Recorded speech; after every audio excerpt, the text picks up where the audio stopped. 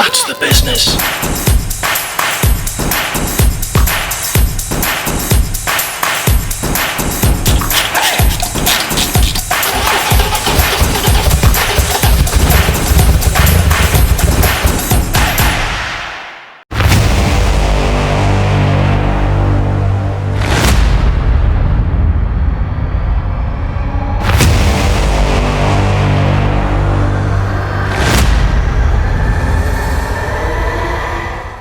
Oh, it's like Christmas come early today. There's a parcel and it says United States Parcel Service.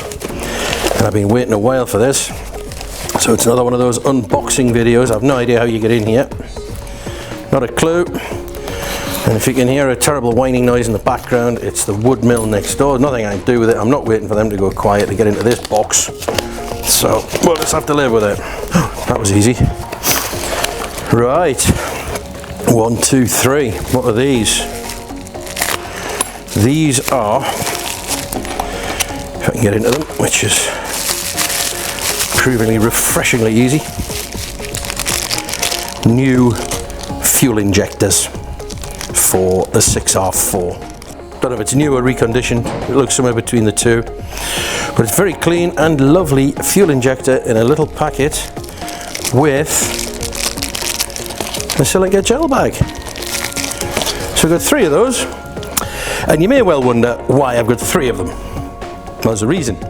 The reason there's 3 of these in the box, I know I need 6 for the 6R4, clues in the name, but I tracked these down to America to a company that supplied them in matched sets. Now these were commonly used in Volvos, in a 4-cylinder engine. So a matched set obviously would be 4. But the guy only had 3, so he couldn't sell them as a matched set. So I got half a matched set for a bargain price. So later on, I'm going to get one of these in the engine and see if we can get a tune out of it. Don't go away.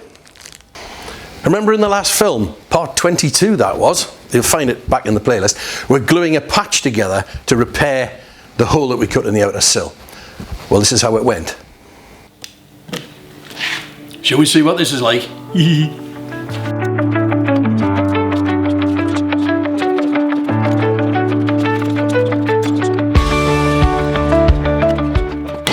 Biggies, these are good.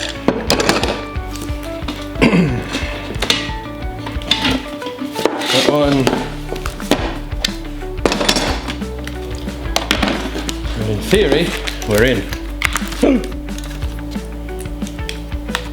Oh, that's the business. And this is the finished result, and it is all kinds of excellent.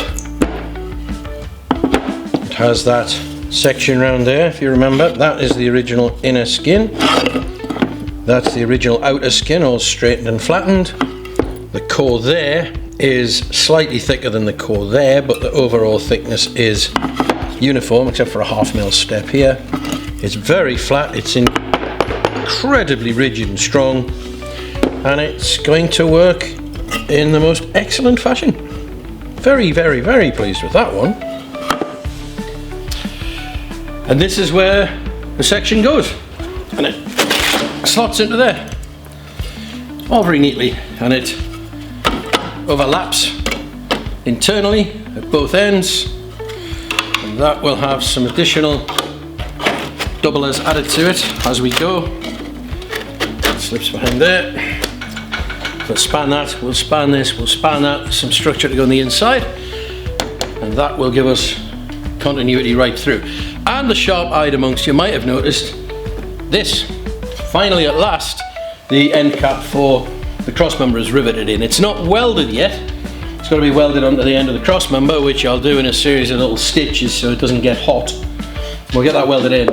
But that is bigger, stronger, better rivets, glue, everything on there, so that's now in. And we've got the other side to do yet.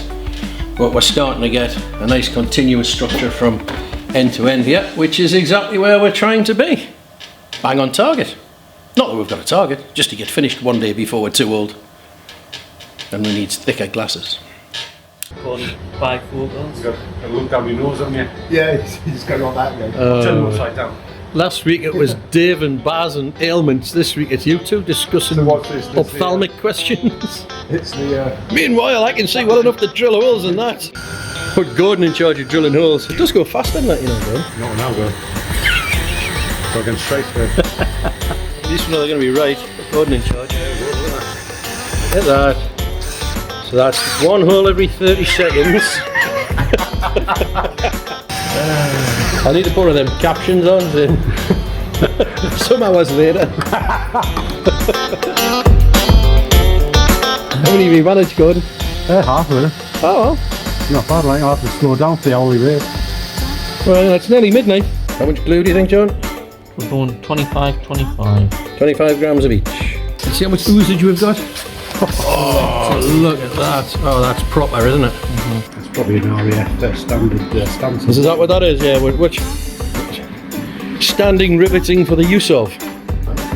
Is that how you stand in the RAF when you're riveting Jaguars together? It was. Or tornadoes, or Chinooks, or Pumas. Hey, you're really out of practice then. Yeah, I'm out for you practice. Gordon is chief Last time I did rivet passer. I've got the kettle on as well. You got the kettle on as well? I'll get back on it. Hey, what we're like. Nearly killed him standing on him, he's went pink. High blood pressure. High blood pressure. Baz and Dave and me had this going on the other day. We're listing ailments. That'll be which pills we're taking shortly. John, are you taking any of the little white tablets? Not yet. I've got them blue triangles. Have you tried them? I haven't got anything in it. Oh, I just well. I only take half one a day so I don't weigh on my shoes.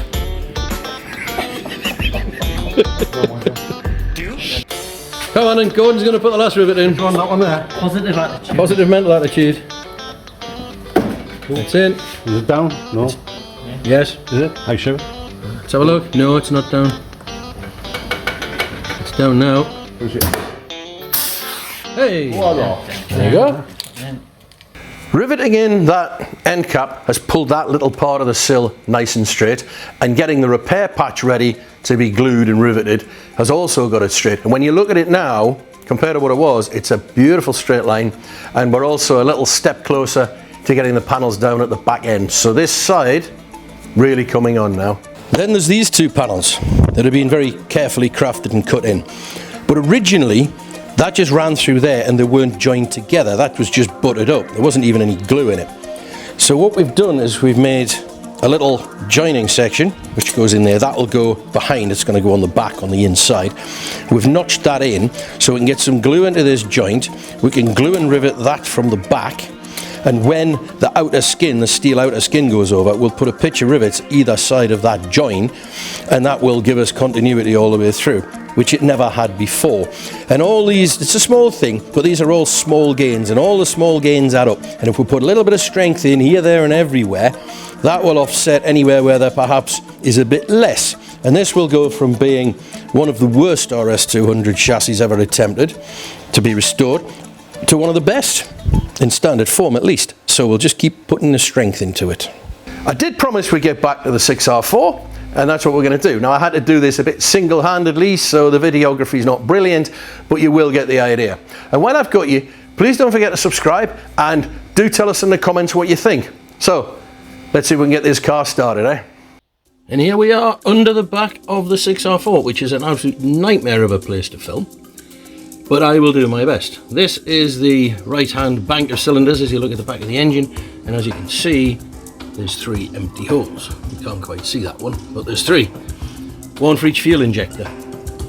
That is the ring main, the injector rail, and that has fuel come from the pumps up here, down that pipe into there, along that rail. There's another pipe fixes at that end. You can just see the disconnected end. And that goes round to here, and there's another rail down this side with another 3 injectors and another balance pipe that comes across the front and back into the first rail. So it's really simple. It's full of high pressure fuel. There's a regulator lurking down the back there, and the pumps keep it pressurized, and as long as it doesn't leak past a broken injector, that provides the fuel pressure so that when the engine control system says fire the injector, fuel comes out instead of just nothing. So I'm going to put an injector in and we're going to see what happens when I try to start it up. So here goes. Right, one fuel injector. I'm only going to put one in at the moment because they all need to come out and get sent away to a man called James, who I've not met, but who I have on very good authority can set up a full balanced set of injectors. So I'm going to put this one in and we'll see what happens. That is the injector rail. As you can see, there's two fitted, slightly grubby looking things, but I'll leave them alone. That's an O-ring seal at the top. It looks like a new Greta Thunberg proof one as well, because the old nitrile elastomers get dissolved by the modern fuels, and that just pushes into the rail. Oh, it's a bit of a push. And then you get a little spring clip which goes over the top of that and it clips into there. The O-ring will keep the fuel back all day long. Have I done that right? No. Start again. Ow! Right, I missed. Sometimes that's what happens. Try that again. That goes in there. There's a groove in the injector that it clips into. That's it, got it on the second attempt. Plug, standard Bosch plug. That then, so you can imagine how easy this is to do in the field. If your 6R4 comes in off a stage on the RAC Rally with a misfire and you think, injector trouble. Not a big job. That just pushes in. Then you get a washer. Oh, and a washer. And you wonder where you put the nuts that you took off 3 weeks ago. They haven't gone far, but I put them in an awkward place that they don't want to come out of. And nylock on the top of that one. Nylock on the top of that one. Find the M10 socket and ratchet that I couldn't find the other day when the string snapped on the lawnmower and I had to take the top off the lawnmower. Could I find a 10mm deep socket? No, because it was lying under here all that time and I'd forgotten.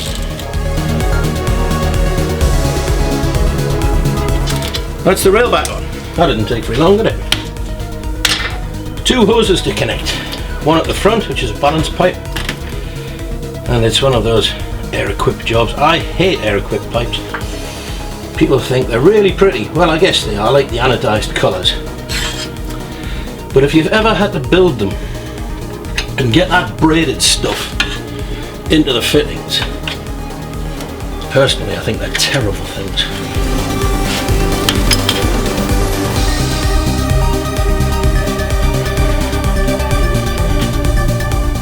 That, I suspect, is not going to load on there unless I take the injector rail back off. We'll see. Nope. Okay, start it again.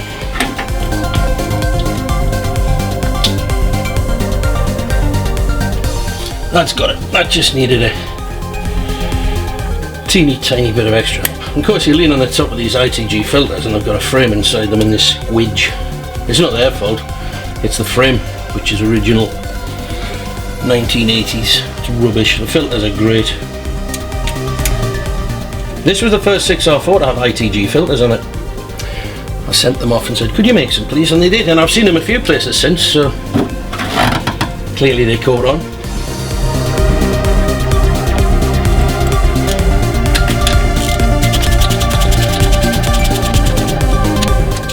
What you can't see in this video is the excruciating back pain from this position.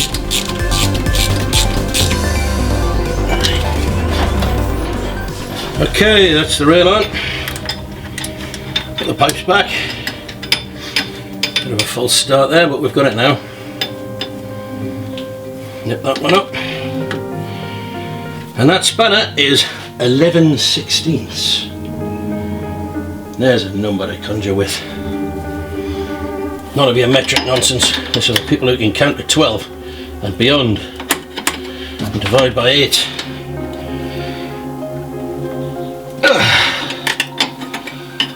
Had a bit of an argument on Instagram with somebody the other day about that, saying why isn't everything in metric?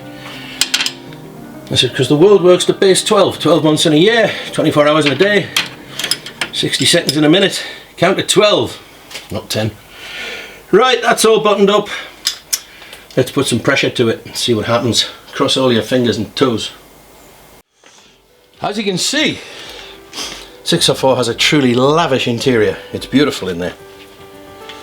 But it always includes a fire extinguisher. Now, what I'm going to do is run the pumps and get some pressure up and see if the pressure holds. So, it sounds good. Right, if it's going to leak, we'll do it one of those. That doesn't sound like it's leaking, that sounds like it's built pressure. You can hear the resistance, it goes. Ugh. So I'm going to dive into the back and see if it's leaking. What can we see? No fuel. That's good, it was that one there that was leaking. That's the new one, and the fuel is pouring down that inlet, down the outside of the manifold. So that side is dry. And what can we see on this side? It's not easy to film, but that's the furthest away injector. There's the middle one, and there's another one here, and that's dry as well. And that pipe isn't leaking. I'll say that for these air-equipped fittings, mind. They don't leak, as a rule. I will have a crawl in there. That one is dry. I would say that's held its fuel pressure. That's a good sign. There's been a lot of discussion over the years about the correct way to start one of these engines because it's such an aggressive top end. I mean, an engine that goes to nearly 10,000 RPM, that's steep ramps on the cams, that's weapons grade valve springs, that's solid lifters. And the argument goes that when it stands, the oil drains away. When you try to start it, it wrecks the cams and the lifters. Now, I think 10,000 revs is what wrecks the cams and the lifters. And I had this discussion with a couple of the UK's top engine builders and said my technique to start it is just to wind it with no throttle, and it'll cough and it'll bark and it'll fart, and it's like a 60 a day smoker getting out of bed. And in the time it takes to get out of bed, it's lubricated the top end. And they said, yep, that will do it. I mean, I've seen people take the cam box lids off and pour oil in there. I've seen them take the drive belt for the oil pump off and run it with a drill. I just wind it gently and let it find its level, and it seems to work. So we'll give it a go. Right, let's see what happens.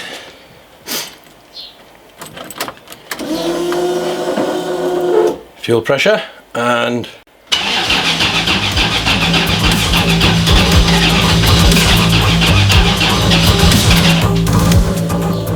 it's making all the right noises. I do believe that's going to go.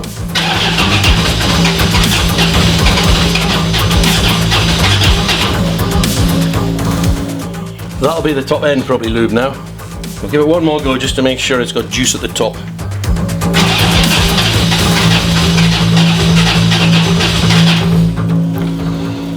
Okay.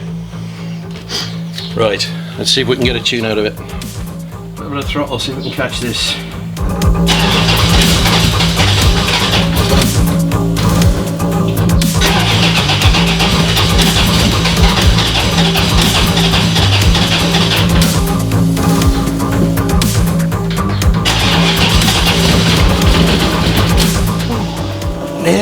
Nearly.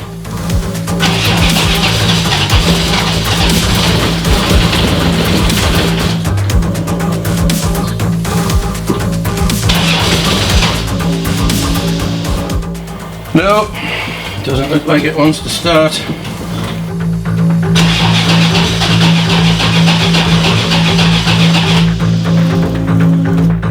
No, not this time. Well, unfortunately, that's not the happy and exciting ending I was hoping for. It just will not go. It just will not start. Few options. Don't know if we've got sparks, seem to have sparks most of the time, but not enough to make it go.